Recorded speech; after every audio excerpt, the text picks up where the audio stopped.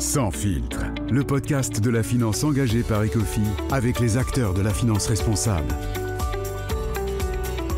Bienvenue dans l'épisode 3, Performance et durabilité, pourquoi choisir ?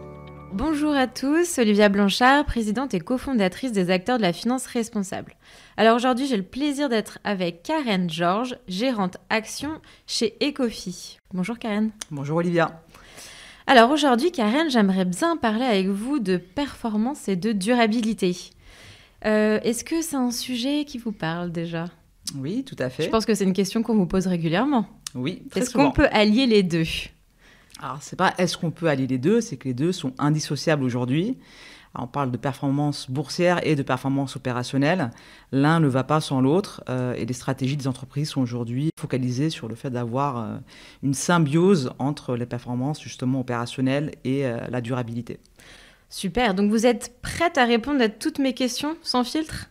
Aucun filtre. Ok, eh bien on commence. Déjà, première question piège. C'est quoi la définition aujourd'hui de la performance ? Alors, je suis gérante action, donc pour moi, une performance est bien évidemment d'abord une performance boursière, mais on n'a pas de performance boursière sans performance donc réelle d'entreprise. Je vous parlais de performance opérationnelle. Et dans le temps, donc on parlait de durabilité. La durabilité, ce n'est pas forcément qu'une notion liée à l'environnement, dans l'esprit commun. C'est également la soutenabilité de la performance. C'est-à-dire que lorsqu'on a une bonne performance dans le temps, il faut qu'il y ait une pérennité de la performance opérationnelle et donc de la durabilité de l'entreprise. Donc en gros, vous êtes en train de dire que performance financière et notion de durabilité, c'est compatible en fait. Tout à fait. Donc comment cette brique de durabilité, elle peut s'insérer finalement dans un système qui n'a pas vraiment été conçu pour la recevoir ? Est-ce que c'est quelque chose qui fonctionne ? Alors ça, c'est une notion qu'on peut avoir d'une forme de capitalisme. En fait, c'est pas vraiment vrai parce que la durabilité, comme je vous le disais, ne fait pas forcément référence qu'à des notions liées à l'environnement. C'est également des notions parfois de gouvernance ou sociale. Et une entreprise qui est pérenne dans le temps et qui a une bonne performance est en général une entreprise qui est donc bien gérée et où les employés sont épanouis et donc performants. Et donc en fait, finalement, le système doit accueillir cette forme de durabilité depuis très très longtemps. Ce n'est pas nouveau, c'est juste maintenant que c'est un peu plus explicite, on se met des objectifs, on en parle plus, mais depuis très longtemps c'est le cas et très rapidement, depuis quelques années, les nombreux scandales qu'on a eus sont souvent liés justement à une mauvaise gouvernance, donc ça fait quand même référence à la durabilité. Donc on voit quand même que l'investissement durable, c'est quand même une tendance de long terme. Inéluctable pour les entreprises, mais seulement on parle aussi des performances décevantes de ces thématiques de développement durable. Est-ce qu'il y a une différence ? Alors ça, c'est une très bonne question. C'est très important de faire une distinction qui est majeure entre thématique durable et investissement durable.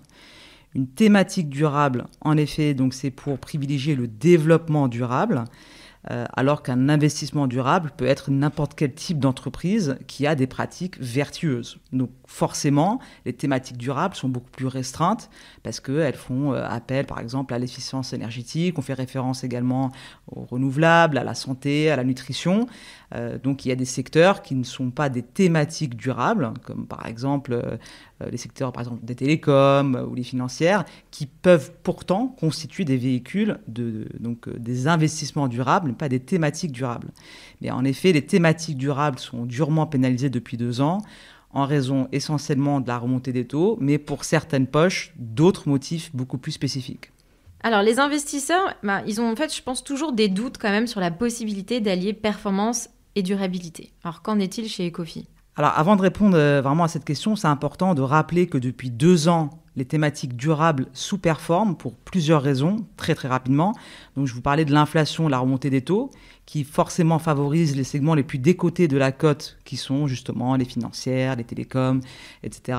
Vous avez eu la crise de l'Ukraine, et donc la crise de l'énergie, qui a favorisé à la fois le secteur des énergies fossiles et également l'armement, forcément pas des thématiques durables. Et donc cette période de 2 ans cristallise tous ces éléments en même temps et font que le reste de la cote essentiellement sous-performe les segments que j'ai mentionnés. Chez Ecofi, le développement durable est beaucoup plus large, et donc les deux vont quand même de pair, hein. Je réitère ce point, donc depuis la création d'ailleurs d'Ecofi, donc c'est vraiment dans l'ADN de la société de gestion, et on voit que de très nombreux groupes qui sont exposés donc à des thématiques durables performent très bien, donc on peut citer Schneider pour l'électrification ou Prysmian pour les câbles, et les entreprises aujourd'hui comprennent que cette notion de durabilité à long terme, elle est essentielle même sur la performance court terme, avec un investissement qui peut être pénalisant à court terme sur la marge, mais qui est utile pour la soutenabilité de la performance opérationnelle à long terme. Alors forcément, pour aider toute cette thématique durable, il faudra qu'il y ait plus de flux. On voit qu'il y a quand même encore un peu de réticence sur l'ESG, notamment aux États-Unis. Les flux aideront forcément les thématiques durables à performer dans le temps. Et justement, peut-être pour éclairer les futurs investisseurs, on parle souvent en termes de thématiques sur la durabilité des énergies renouvelables. Est-ce qu'il n'existerait pas d'autres thématiques environnementales, sociales pour diversifier son portefeuille ? Est-ce que vous auriez des exemples concrets pour illustrer ça ? Oui, bien sûr. Donc, je vous parlais d'efficience énergétique. Ça, c'est clairement quelque chose de beaucoup plus large où, par exemple, il y a les smart cities, la mobilité verte, ce genre de sous-thématiques qui sont donc très différentes, qui permettent de s'exposer donc au développement durable. La santé, qui est également un vaste segment pour s'exposer à la durabilité. Et donc, d'autres poches beaucoup plus niches comme la traçabilité, le testing ou les services à la personne, l'éducation, qui permettent également de s'exposer à cette thématique. Bon, c'est une bonne nouvelle, ça va donner des idées aux futurs investisseurs qui veulent investir durable et puis aussi allier de la performance. Karen, merci beaucoup d'avoir accepté de répondre à toutes mes questions sans filtre et au plaisir de vous revoir. Merci Olivia, à bientôt. Au revoir. Ceci est une communication publicitaire non contractuelle.